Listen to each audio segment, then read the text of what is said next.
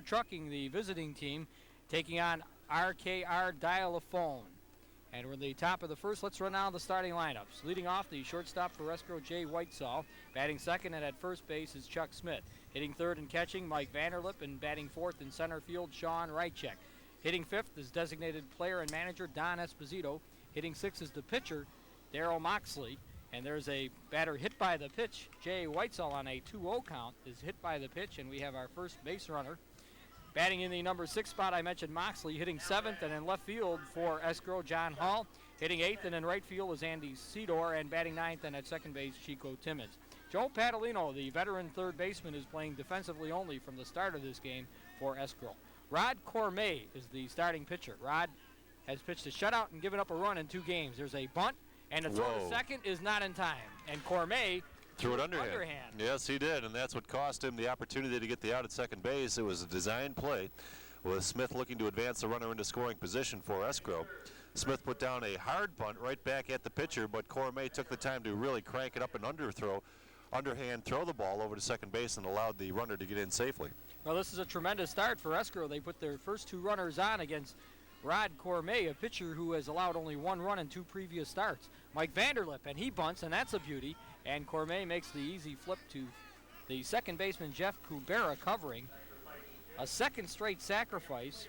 First Chuck Smith and now Mike Vanderlip, and that advances Whitesall to third and Chuck Smith to second. And the cleanup man, Sean Rychek, is in position to give Escrow the early lead. Any contact, and you can expect that the runners will be trying to score, unless the ball is, of course, up in the air in the infield. Sean Rychek homered over the right field fence against Cheers South in the 4-2 victory for the Escrow team last evening. And we'll check out the brackets and all the game scores that we had so far and tell you how these 2 teams advanced to the finals. The defending champs, Spokane, was knocked off, and they were knocked off by quite a disparity by the team in the field. Well, they're going to score a run. It's away from the catcher and run scores. It's 1-0. Whitesall scores easily, and advancing to third is Chuck Smith. It's 1-0 Escrow. A wild pitch. The pitcher having some difficulty here. And that's going to score the run. You see Chuck Smith now at third base, also in scoring position, and an opportunity here for Escrow to really jump out on top. Very surprising, Rod Cormier, and we talked with Joe Hannon, the shortstop, who is also the manager of the RKR Dial-A-Phone team. He was very pleased with the play so far of Rod Cormier. He'd been a dominant pitcher throughout this tournament. RKR had defeated the Park Grill in Game 1 and then defeated Spokane in Game 2. 1-0 in Game 1, RKR over Park Grill from Lackawanna, and Cormier in that game pitched a no-hitter. And also went all the way in Game 2 in a 13-1 win over Spokane. The Escrow team, however, is a very formidable opponent. They're a tough team. Line drive, left field, and it's caught by the left fielder. The tag by Chuck Smith. The throw, they're going to get him. Wow, Smith apparently did not get back to the bag and tag properly, and he was thrown out easily by Rich Borowski. It's a short play here in left field. The ball was hit very well off the bat of the hitter, Rychek. 1 run, no hits, no errors, and none stranded. Through a half inning, the score, Escrow 1 and RKR coming to bat. We'll take a look possibly at that play. Again, it was a line drive to left, and in my opinion, I don't think Chuck Smith got back to the bag properly to tag. I looked at the outfield because I thought for a second the ball was going near the fence. Rich Borowski actually had a little bit of trouble settling under the ball, able to make the one-handed. I think he was surprised then that he just had to gun the ball into the plate because he was surprised to see Chuck Smith attempt to go that late. Well, we'll check out the defensive positionings for both teams in the second inning because we have to go over the starting lineups because of our late start. That's Joe Padalino at third defensively. We can do that right now if you want. Then I'll give you the starting lineups. The rest of the defense, Jay Whitesall is at shortstop for Escrow, and at second, Chico Timmons. At first base will be Chuck Smith. Smith was the player thrown out at home. There is Chuck there. He won over Cheers South 4-2 in a complete game win. In the outfield and right field, Andy Sedor. There's Andy. The center fielder is Sean Rychek. Rychek just hit that last ball. And the left fielder, John Hall. Both Rychek and Hall homered against Cheers South. Mike Vanderlip is the starting catcher, and on the mound, big Daryl Moxley. There's Daryl Moxley. Here's the starting lineup for RKR Dial-A-Phone. Leading off, their manager, Joe Hannon, the shortstop. Jeff Kubera bats second at second base. Dan DePiro is batting third in center field. Rod Cormier, the pitcher, bats fourth. cleanup position for Cormet. Bruce Noble, the first baseman, hits fifth. Batting sixth is Brian Murray, the designated player. Batting seventh is Rich Borowski in left. Hitting eighth, Jack Ward at third. And batting ninth, Don Woods in right field. Greg Caruana is catching only as the default to start the game. And the pitch from Moxley is outside and high, 1-0. And Frank, this is about as strong of a matchup as you can get. These two teams. Excellent pitchers, excellent hitters on both clubs. This should be a heavyweight battle. And the pitch is a called strike. The umpire is Mike Orlando. Behind the plate, yes. And Norm Schaumfeld is that? Norm Schaumfeld is on the bases. Two new umpires, our first chance to see them in work. A bunt, and Hannon bunts it. Fair ball, and he's punched out by the first baseman, Chuck Smith. Right down the line, and it stayed right with the chalk down the first baseline. And actually he ran into the tag from Chuck Smith, who quickly got into position. This brings up Jeff Kubera. Jeff, a left-handed hitter. Let's give you how Escrow advanced into this final. Well, they were one of the seeded teams. Another bunt attempt, and he went for it. That's a called strike. They were one of the seeded teams, and they defeated Cheers South by a score of 4-2. Cheers South had defeated Fielder's Choice by a score of 3-2 to set up that semifinal contest into this final. Punch back to the box. Moxley handles it and throws in time to Smith, who found the bag a little late, scored that 1-3, and Jeff Kubera is out on an easy tapper. So that brings up Dan DePiro. And these pitchers are so dominant that one run on no hits might stand up for 7 innings. I'm telling you.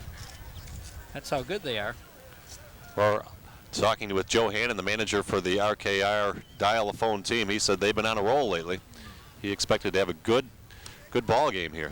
Now they're facing an excellent team, however, in this matchup with great pitching, the Escrow Trucking team, the Indians. Dan DePiro takes strike one. Good look for you at our center field shot. Swing and a miss, strike two, not close on that swing. The dimensions in left field, only 208 down the line and about 215 down the right field line, and short to center also about 240. Swing and a miss, he got him on 3 pitches. So Dan DePiro is an easy strikeout victim of Moxley, nothing across in the bottom of the first, and through 1 inning, neither team has a hit, but Escrow has a run, and the Escrow club leads it 1-0. Now let's take a look defensively at the RKR Dial-A-Phone team as they come out for the 2nd inning. You look at one of the young fans in attendance, and veteran third baseman Jack Ward will be patrolling the hot corner there. Jack, a power hitter, batting in the 8th spot, and at shortstop, the manager, Joe Hannon. Hannon, a good shortstop. There's a good look at Hannon. At second base, Jeff Kubera. Kubera, the second baseman. And at first base will be Bruce Noble.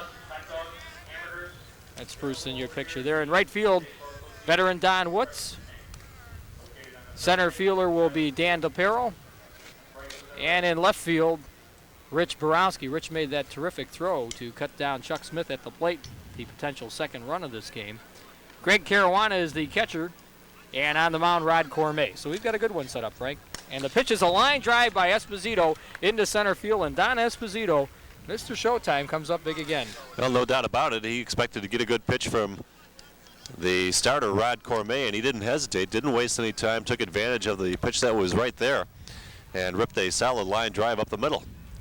Let's see if they put a play on with big Darryl Moxley, the hitter now. Darryl Moxley, very reachable for him to get him into the cheap seats, and swinging a foul back, 1 strike. I'll tell you, Don Esposito had 2 hits on he was beamed, I believe, by a pitch against the Cheers South team, so he's on a tear here. Yeah. Normally, teams don't get more than 5 hits in a good ball game against good pitching. He's had 3 in 2 games. Swing and a miss, 2 strikes. Thought they might be bunting here. Of course, if you're unfamiliar with fast pitch softball, the bases are only 60 feet away, so the action's very quick. Popped up foul, and that that's carries in the near the beer tent and over the Doughboy sign. Actually, it went up on the tent. It caught something over there, something pretty solid. I don't think it caught the tent. Well, anyway, Darryl was a little bit ahead of that pitch. Surprised they weren't bunting Darryl in this situation, Frank. Yeah, they're looking to pad on the lead a little bit here. Swinging a foul back, he stays alive. Well, he's down in the count, 2 strikes. So he's got to make something happen with the bat. Well, they have to get this out because on deck they have very tough hitting left fielder John Hall. So the pitcher in immediately trouble here, Cormier. And he cannot get the ball by this hitter, Moxley. He stays alive. Darrell's fouled off, what, 4 pitches? Now, that's not a good sign for a pitcher who's normally a strikeout pitcher. Cormier has not struck out a batter yet. We're in the second inning with none out. It's up high. Ball and 2 strikes. Jack Smith is the tournament chairman here for softball at Eden, New York.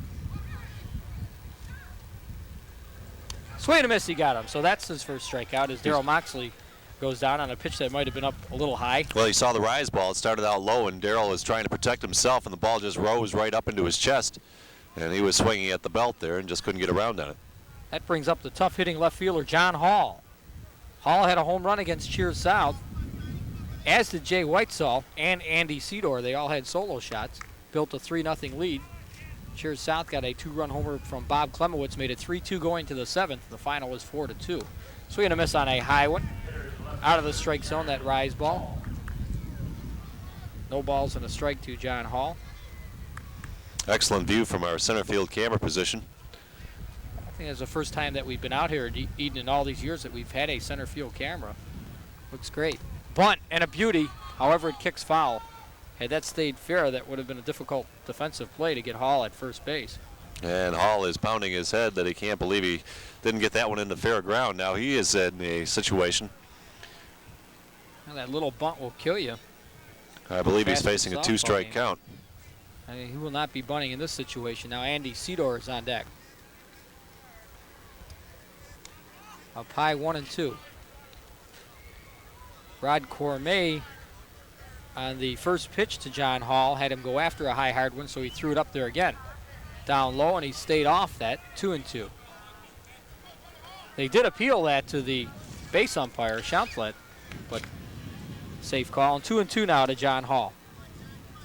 Esposito at first. Check swing, and that goes foul down the first base line. You know, you only have a quarter of a second or so to react there, Frank. Exactly right. That ball coming in so quickly.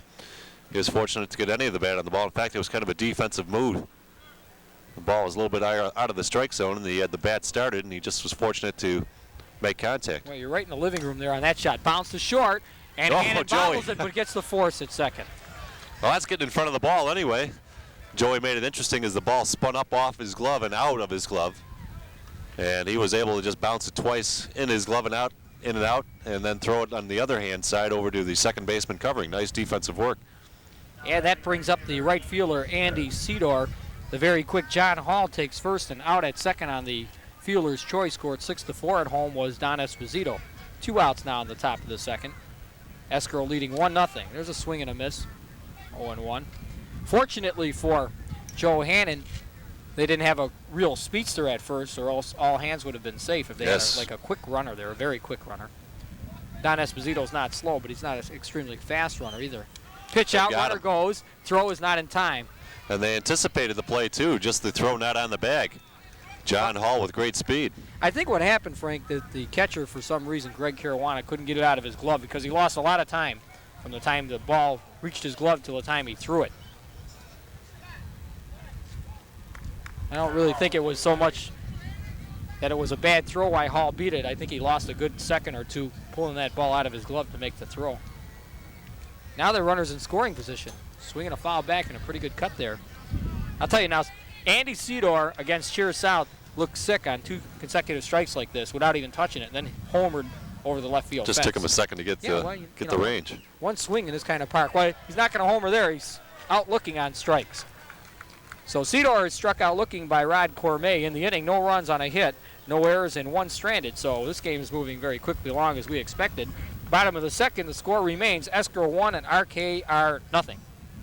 We're going to look at hitters 4, 5, and 6 for RKR. Look at that picture in the distance and some of the fans in the stands wrapped around the field here.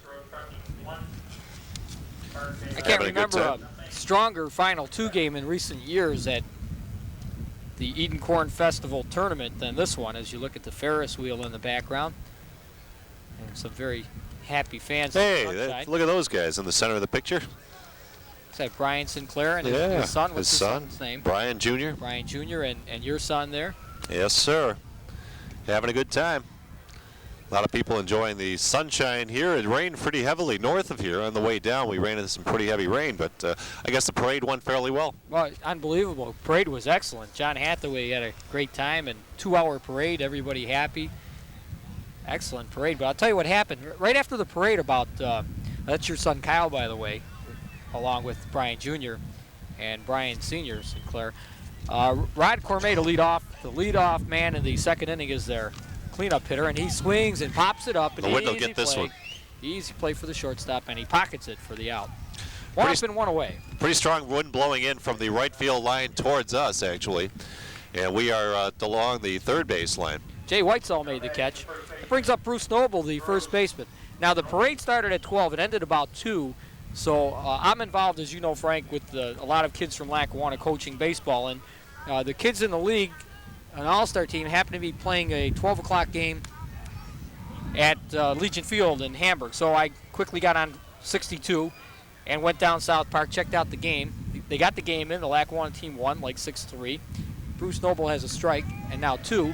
And all of a sudden, at the conclusion of the game, it rained so heavily that within a half-hour period, they had to cancel a day's activities. Wow. This was like 3 hours ago. And that's just north of here, huh? Right, and so then I came back here. I thought this was going to be canceled for sure. Came back here. They had rained. It had rained here, but the girls' game was suspended, picked back up in the third inning, and now it's great here. Yeah, it is beautiful. And the field nice and dry and nicely raked. Noble, the hitter. And Checked did he him. go I around? think he did, I think yes. he got punched out on strikes, and yes, he's out. So that's 5 in a row retired by Moxley. Perfect game for him so far. Darryl Moxley is a strong pitcher. He is able to dominate games frequently. And it's going to take a lot to get a good hit off of him, especially the way he's moving the ball around today. And they do have a good one at first base also in Chuck Smith. If they had to go to a third, as Brian Murray takes a strike call, they'd go to the veteran Romeo McKinney. And the escrow team, some information provided by Don Esposito. They are 22 wins and 11 losses in tournament play this year, having a very fine summer. Swing and a miss. Brian Murray can't find it. No balls and 2 strikes. And right now, the man of the hour is Darryl Moxley, just motoring along here against the RKR dial-a-phone. He's dialing in outs, 5 in a row. Dial number 6 as he strikes out Brian Murray. And he's perfect through 2 innings. 2 strikeouts in that big second inning for Darryl Moxley, pitching-wise, nothing across for RKR dial-a-phone. They need to dial long distance at least one time to get back in this game. No, just a run, though. Anything could happen. Pitchers do tire. And the breeze blowing in here is a cooling breeze, Walt. It was a little bit warmer before the game started, but it seems to be cooling things down here after the rain came through. Just some other information that we have on the escrow team. They are the Queen City 1991 co-champions. They finished in second place in the Dunkirk 22 team tournament. They finish also in second place in the Stratford, Ontario tournament that features 19 teams. They'll be playing in the major regional next week in Lackawanna, trying to qualify for the Nationals in Midland, Michigan. Oh, that'd be interesting. And they'll be trying for the second time in the last 3 years to get there. They went in 1989, and they also won the Mid-Atlantic tournament. Right, that's the qualifier of the Mid-Atlantic to get into the big show there. And boy, even if you can win a game or two, that's something when you get into the major one. The national tournament, now you think these pitchers are good. You go up like about 3 levels and it becomes unbelievable, Frank. You can't even, you don't even hit these guys. Yes. They're that good. Chico Timmons, the number 9 man, then the top of the order for escrow. They got a run in the first. Timmons bunts, and it's caught at third by Ward. Ward anticipating, and like a cat at third, took the line drive off the bat of Chico. Well, as soon as he saw him square on the release of the pitcher, he started the charge, which is the right thing to do. And unfortunately for Timmons, the ball got up. Timmons, he got a high pitch, and he got the bat a little bit under the ball, popped it right up. And it's a routine pop fly, as you see there. That's just like playing pepper.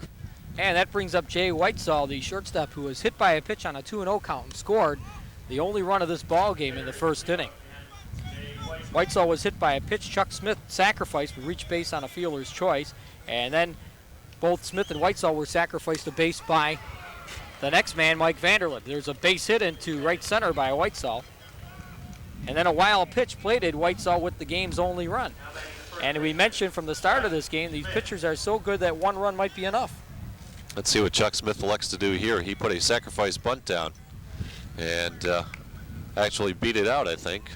Well, he reached on a fielder's choice. The Okay. play was to second, if you recall, as he swings and fouls one off. And Whitesall beat the underhand throw from the pitcher, Rod Cormier. It was the weirdest thing. Cormier fielded the bunt and threw underhand to second and threw a rifle shot. Just missed getting the lead man, Whitesall. Swing and a miss, 2 strikes. People in the left field corner have to move. Oh boy, look at that congregation out in the left field line. The PA announcer telling him to move out a little bit. They're Right. in playing foul ground. Smith in the hole 0-2 as the sun comes peeking out here at Eden, New York. He fouls it off and stays alive at 0-2. A second run would be a big crushing blow for the RKR Dial-A-Phone team, trailing Escrow here 1-0 in the third. But the thing is, Frank, with short fences, you can get a 3-run homer at any time. Oh, yeah. Ooh, and that just missed, 1-2. 1 ball and 2 strikes to Chuck Smith. Chuck's hanging in there, though, continuing to foul off pitches. He's a good hitter. He strikes out on a high hard one, well out of the strike zone. And that's strikeout number 3 for Rod Cormier. The thing about fast pitch softball, when you get good pitching, you know you're going to look at 7 to 10 strikeouts a game. That's a lot of strikeouts. Yes, it is. And I don't care how good of a hitter you are, you're going to strike out. Unless you're like a major league type hitter and you got such a great bat. Short Well, stroke. with 2 outs here, the question is what the conversation is all about. The number 3 hitter, Vanderlip, is up, and he can lose one. A strong hitter. However, the wind seems to be blowing directly in from left field, and the ball's going to hang up a little bit. Be a little harder to hit it out. It's outside 1-0. Mike, a solid ball player, catcher for many years with Escrow, and before that with the Colway Food Express team. Still going strong. He takes it up high 2-0. He's not slowing down too much. You know? No, not at all. You don't see him playing designated player or first base or Loves to outfield. catch. Yep. See Strictly Jack the Smith catcher's coming up. position. That's in the stands there. Let's see how many hands come up with it. There you go. A good grab there. Young man from Eden, New York.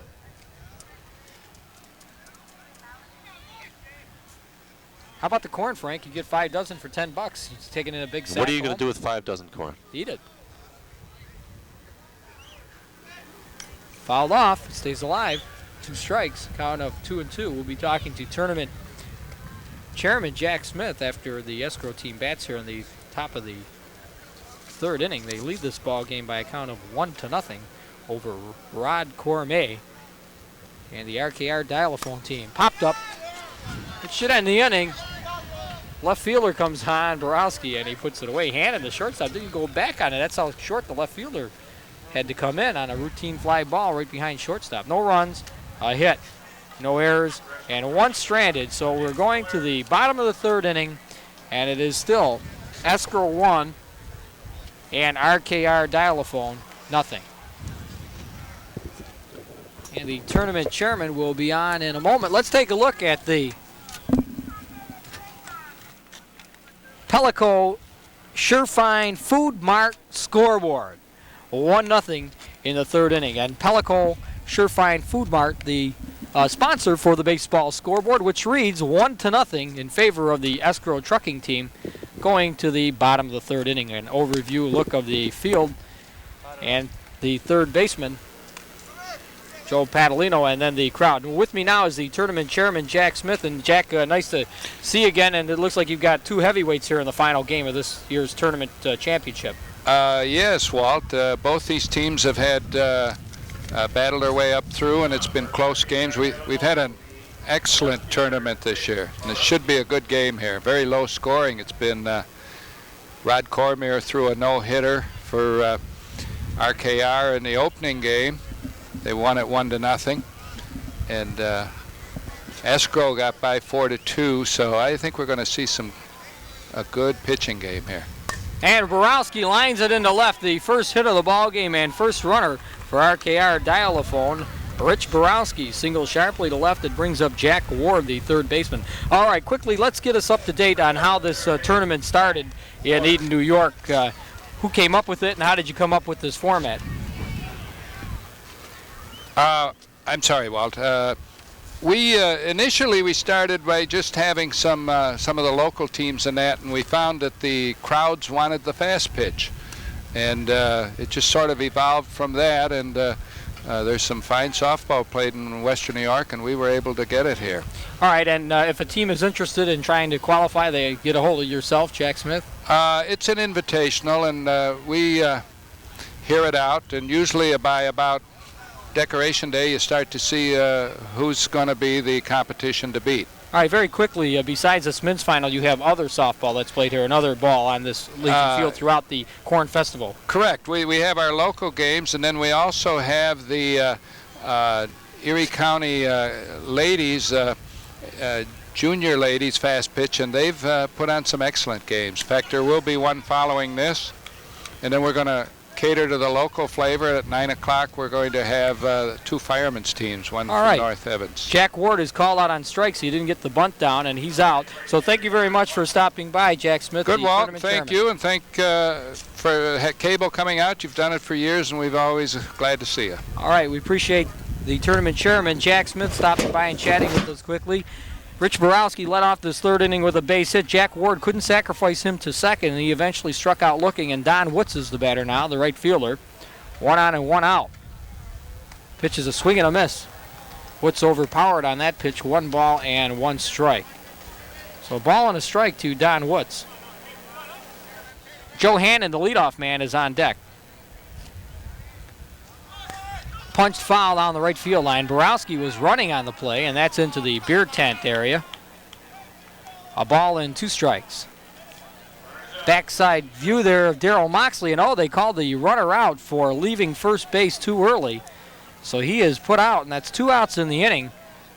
That's a no-pitch situation, and the count goes back to a ball and a strike on Don Woods. So an unfortunate chain of events there for RKR Dial-A-Phone. Now they need to dial long distance to tie the game again. There's 2 outs and nobody on base as Borowski is called out for leaving first too early. Don Woods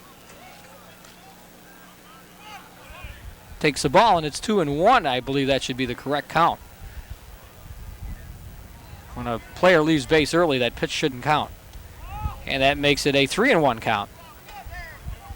Yeah, there's the umpire. You could see he signaled the 1 finger on the right hand. That's for 1 strike. The scoreboard's wrong. 3-1 to Don Woods, the number 9 hitter. And the 3-1. Ball 4, he lost him. So Woods trots down to first base, and it brings up leadoff man Joe Hannon. Hannon tried to bunt and bunted out to the first baseman unassisted, Chuck Smith, who tagged Hannon back in the bottom of the first. Now with these dimensions, Frank, Joe Hannon could easily put one out of the park. Oh, no doubt about it. And as we mentioned to us, he's been playing very well lately. Very well. And the team, in fact, has played well around him. And he's looking for a chance to really get back into this ball game. The runner at first, and he being the top of the order, get a little rally going here with the 2 outs. Oh, I see they adjusted the fence out there a little bit. Popped up, foul out of play. I didn't notice that the other day when we were playing, but if you look down the left field line, the left field fence is the same, but when it gets into straightaway center by the Lackawanna products, it veers off, and then it's a straight cut. They pushed that back quite a bit there. Oh, yeah, straightaway center. So there's a count of no balls and a strike. There you see it right by that sign there. That used to be more circular. Yes, sir, I played here a long time, and now it goes straight on a cut and then back. So Hannon, the right-hand batter, steps back in. He's a super stick. He hits the ball well. And that's not a super swing. He pops it up. And Smith blows the play. Oh, boy. Chuck Smith Had it in his glove. feathered that ball a little bit. That's an error. Our first error of the game on either team. Prolonging the bat of Joe Hannon.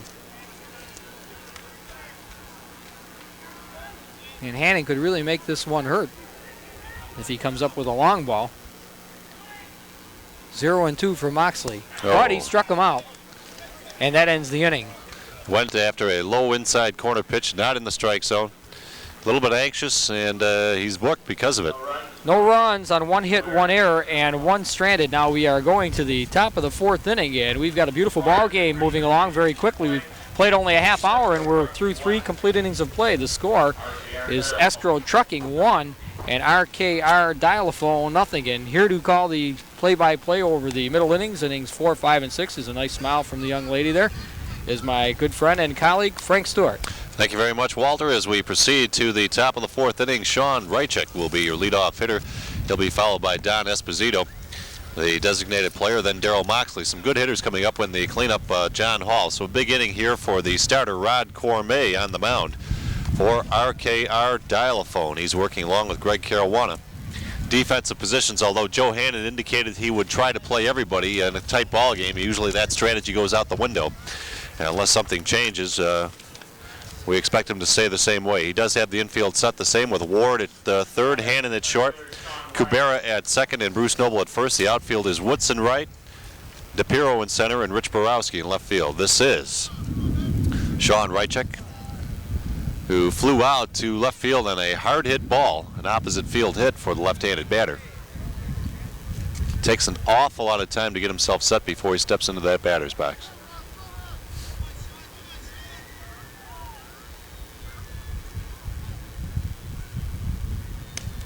Strike at the knees. Now the one advantage you do have with substitutes, this is ASA rules, so you can re-enter. You can't let a batter bat for a starter and then bring that starter back in. So there is a way to get your players in. Swung through at an outside pitch and missed. Strike 2. But Frank, I think you made a very valid point. You want to play everybody, but when the game is tight and the screws are tight and it's a one-run game, sometimes that one at bat could cost you and the go game. you go with your best in those situations, unless you're looking to really shake something up for whatever reason. And that can happen sometimes if you run up against a pitcher who's mowing your batters down 1, 2, 3, 1, 2, 3, and 1, 2, 3. Then you might want to try somebody else up there to shake things up. 2 strikes. Laid off of it, 1 and 2. Well, I'm wondering if Cormier was properly warmed up or loosened up the way he started the game. Well, hit as batter, opposed that to was the way odd. he's throwing now. Yeah. He struggled the first couple of batters.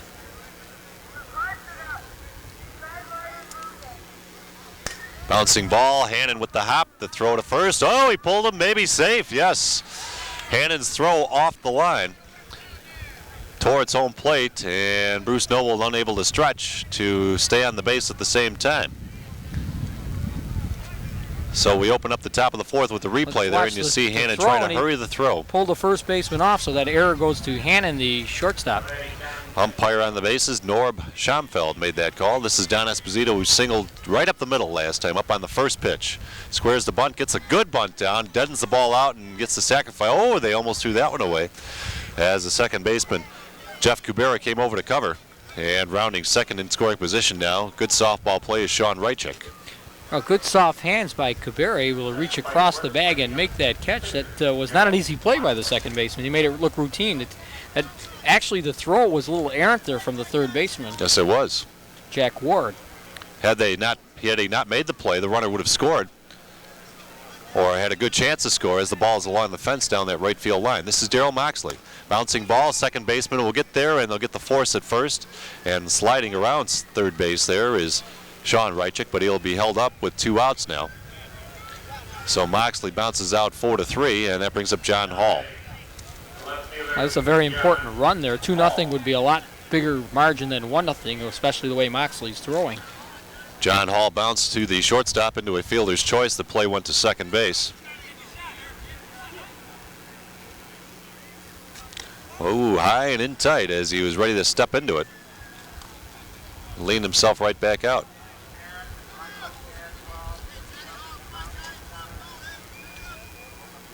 If you like fast pitch softball, this is a terrific matchup. Behind the plate, popped up infield ball, Hannon on the grass, and now back into the, well, he backed right back out of the infield again and settled under it and made the catch to close out the inning with no damage. So RKR dodges a big bullet there, and we complete 3.5 innings of play in the inning. No runs, no hits, 1 error, 1 left on base after 3.5. There you see it. Escrow still leads the RKR team 1-0.